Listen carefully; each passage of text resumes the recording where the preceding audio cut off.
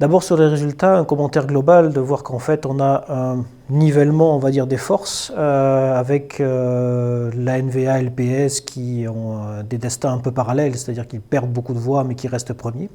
Et qu'est-ce que ça montre? C'est que finalement il n'y a pas vraiment de gagnant dans cette élection.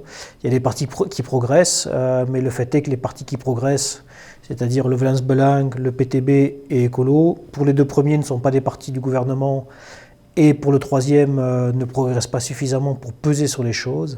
Et donc on a un tel émiettement des forces que ça va être très difficile de faire un gouvernement fédéral, très clairement.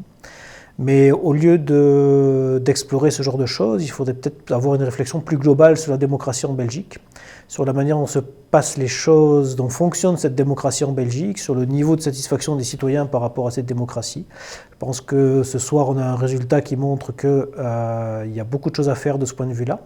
On peut imaginer beaucoup de choses. On peut imaginer de remettre en cause le système proportionnel. On peut imaginer d'introduire des référendums, des consultations populaires, des choses comme ça. On a un système qui est très proportionnel et qui est aussi très représentatif, avec l'absence de consultation populaire, l'absence de consultation directe des citoyens, tout passe par des représentants.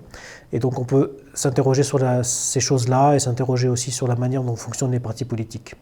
Voilà, ça c'est une réflexion qui prendra du temps, forcément, mais il faut juste espérer que ce n'est pas trop tard par rapport aux résultats de ce soir.